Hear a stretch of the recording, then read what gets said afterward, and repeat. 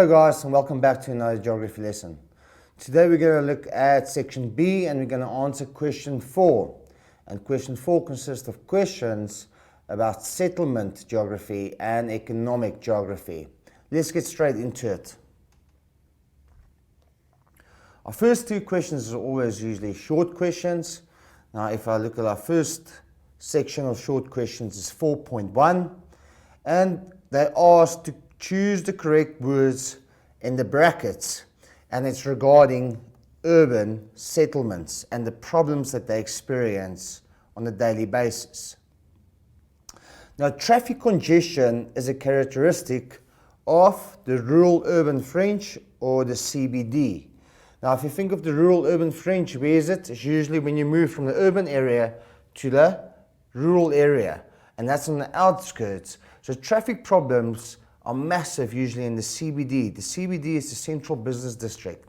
If you take Johannesburg, for example, Braamfontein, Yeoville and Hillbrow, it's absolutely a nightmare, usually in the mornings and just between 5 and 6 o'clock in the afternoons. If we look at our next question, just on the right there, CBD, noise pollution is intensified in the light or heavy industrial zone. Now in this case, it's going to be the heavy industrial zone. That's the reason we find the heavy industrial zone on the outskirts of our residential areas and our urban areas, because they need to be close to major transport networks, and because of the amount of pollution and noise pollution they create, it's much better for them to be on the outskirts. Now this is, for instance, an oil refinery or a massive steel manufacturing company. The light industries, where do we find them? Usually in the transition zone, just around the CBD. So the correct answer over there is heavy. Another problem that we experience, overcrowding, is a result of urban growth or expansion. It's urban growth. It's the amount of people in the urban area. Urban expansion is the physical urban area growing. Now keep that in mind. Don't get confused between the two of them. So overcrowding is a result of urban growth. It's the amount of people that comes to the urban area to live and work in a city. So growth is the correct answer over there.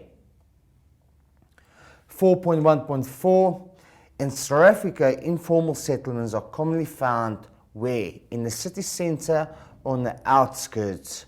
Usually on the outskirts. The reason why we have so many informal settlements is because of the apartheid laws back then.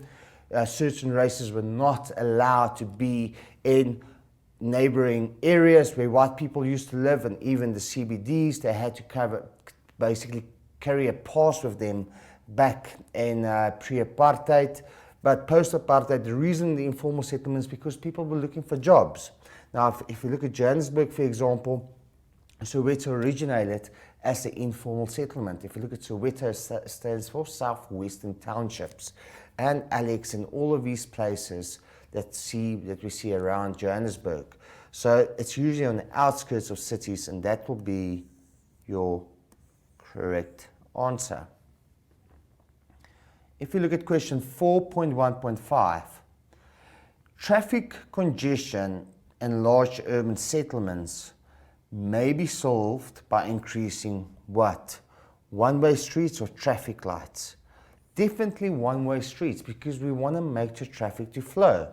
Traffic lights is stop, start, stop, start. So it's going to create more problems if there's too many traffic lights.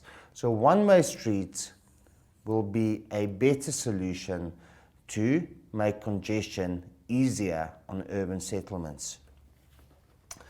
Now, air pollution in the city may be reduced by developing what? Now, industrial parks, definitely not, because industrial parks is where manufacturing is taking place and processing takes place. Green belts is the areas where you go and relax. For instance, in Johannesburg, you go to Zoo Lake or in Marentia. It's a place that consists of a lot of trees and a lot of plants. Now, obviously, plants reduce pollution, the amount of carbon dioxide. So green belts is the correct answer over there. If you look at question 4.1.7, the increasing demand for services and infrastructure is the greatest where? With informal settlements. Informal settlements, we discussed it in the previous episode. If you look at it, it lacks basic needs and services. So what's the demand over there? They want clean drinking water. They want sewerage. They want better infrastructure like roads, proper housing. They don't want to live in shacks. So obviously, there's a big necessity for infrastructure and services in the informal settlement. If we look at our next set of short questions,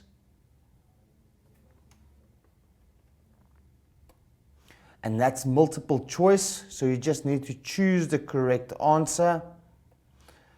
Various options are provided. We need to choose the correct one. If we look at 4.2.1, mining is an extractive activity. There's an example of, okay, this is very easy. You've done this a couple of times from grade 10, 11, 12. It's a primary activity, so the correct answer is A. Which one of the following characteristics is a tertiary sector? Now, tertiary is providing a service. Forestry is a primary activity. Manufacturing is a secondary activity. Research is a quaternary activity. So a service that's being provided, transport of goods. So D will be your correct answer.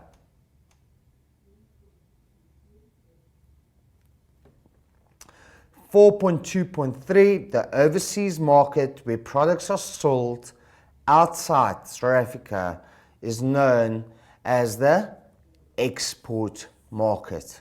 So what do? We have a product over here and we go and sell it overseas. It's because we are exporting our product.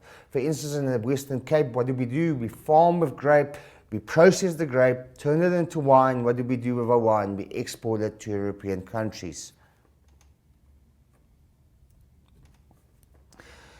An example of value-added product is maize, soya beans, or sunflower seeds.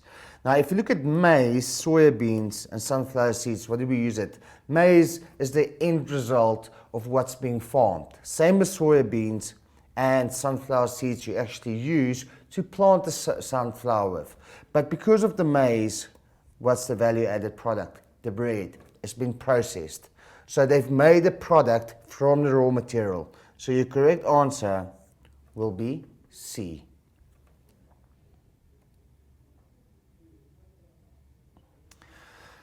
(4.2.5), the Maputo Development Corridor links the industrial region with the harbour in Maputo. Now, what is the Maputo Development? It's an industrial development zone, IDZ. And what does it do? It basically is linked with the PWV. And the PWV is Pretoria Witwatersrandvereniging. It's basically Gauteng. The N4 travels from there all the way to Maputo, and it increases exports and imports, and it increases foreign income between the two countries and promote tourism. Now, if you look at question 4.2.6, the major manufacturing industry in Port Elizabeth, Uitenhage, is iron and steel production is the PWV, motor vehicle assembly. That's the correct answer over there, is number B. The canning of fish is in the Western Cape. Sugar refining is in the Durban Pinetown area. But your correct answers over there, motor vehicle assembly. For instance, VW and Mercedes is situated in this area over there. An industry that can be established where the modes of transport change is known as a bridge industry. Okay, use different forms of transport. Now, the last question, 4.2.8, what promotes industrialization along major routes? We just look at the previous question. is SDI, Spatial Development Initiatives. For instance, next to the Maputo corridor, that's a very good example, as you can see, is number A. Now that's the short questions answered with the multiple choice. Now let's quickly go to the longer type of questions and your paragraph questions. Now if you look at figure 4.3 is based on urban expansion. It's the urban area actually getting bigger. Now we're talking about the physical buildings in residential areas. Now, as you can see, this is the urban area. A probably represents the CBD, and as you can see, all the roads that links to the CBD in the middle. But let's have a look at the questions that's being generated from here. Name two characteristics of the CBD A. So we identify that A is the CBD, the Central Business District. Now what's the characteristics of the CBD? Your tallest buildings, highest land values, and access to all transport networks. So what can we say? Its first characteristics, it's accessible. What I've mentioned as well, the highest buildings and the highest land values. Okay, and high volume of traffic. Let's just add it over there.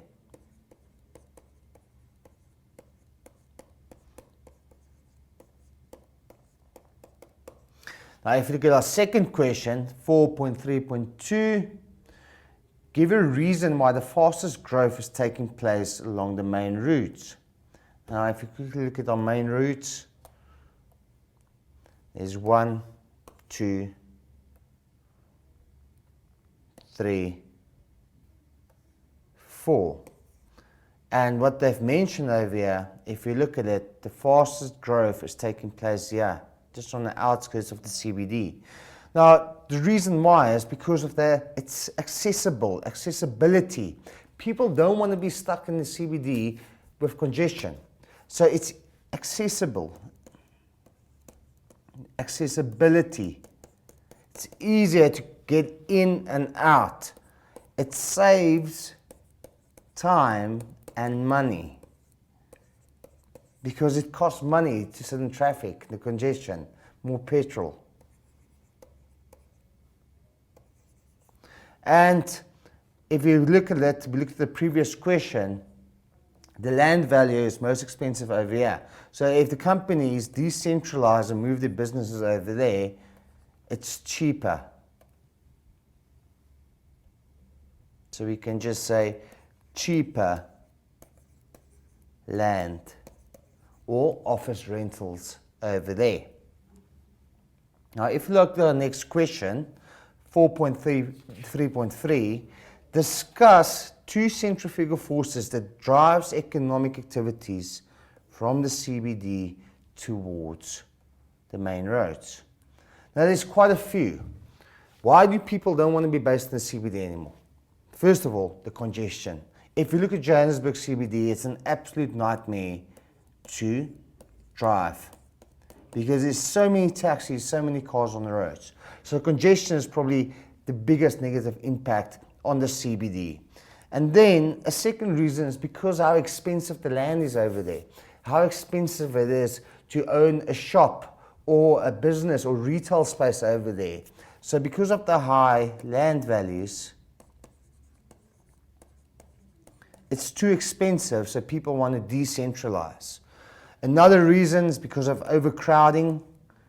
There's too many people over there. And we can also mention competition. There might be already similar shops in the area that's similar to yours. And another problem that goes with congestion, I'm just going to add there, no parking space.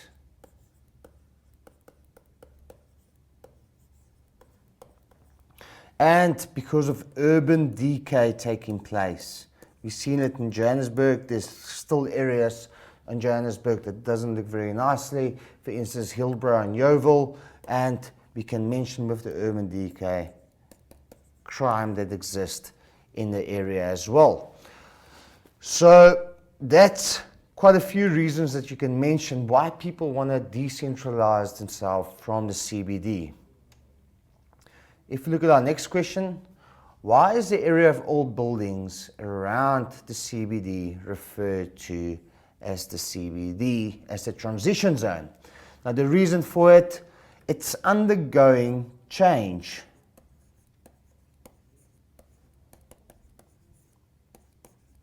What do people do with the areas? They renovate those buildings. Because of the urban expansion taking place, either they invest money in the building, make it nice again, or they demolish it. Because the actual land is worth more than the actual structure, infrastructure. And it's for future expansion.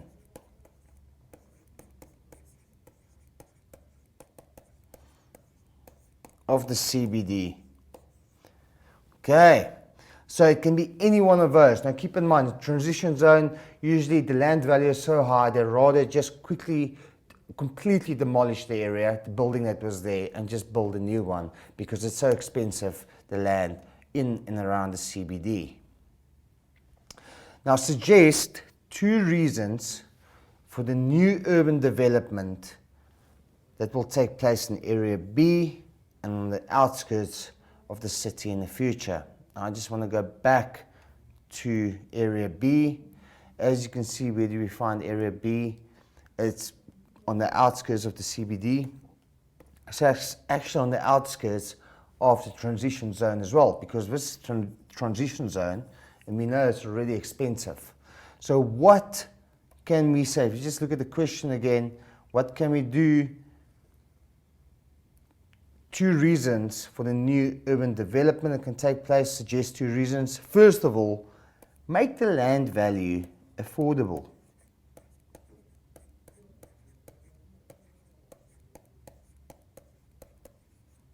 Okay, so it's not too expensive, so people can actually start their own businesses. Now, use the open space that is unused.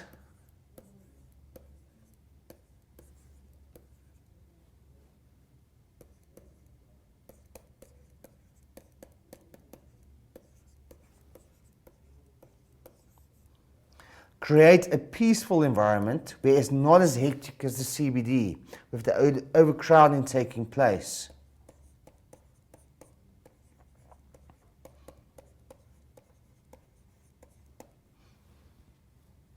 And very important, afforestate. Bring in some green belts into the area, make it aesthetically better looking, pleasing, and create a rural atmosphere. Okay, so that's 2 suggestions that we can do on the outskirts of Area B. So it's a bit more attractive than all this concrete buildings, and afforestate where people can go and relax, to create a rural atmosphere where it's not this hectic, congested lifestyle. Now, if you look at question 4.4, it shows urban sprawl taking place from a settlement from 1980 to 2020. So we're not there over yet, but that's just their predictions over there. As you can see, it shows you street patterns over there. But if you look at 1980, look at the amount of settlements, the houses. The settlement has increased. Obviously, it's because of rural-urban migration. If you look over here, what they predict, what it's going to look like in 2020. And that's only in 3 years' time. So if you look at this, you can see there's an increase of urban sprawl and an increase of people moving to urban areas. Stay tuned. After the break, we're quickly going to look at the questions regarding figure 4.4.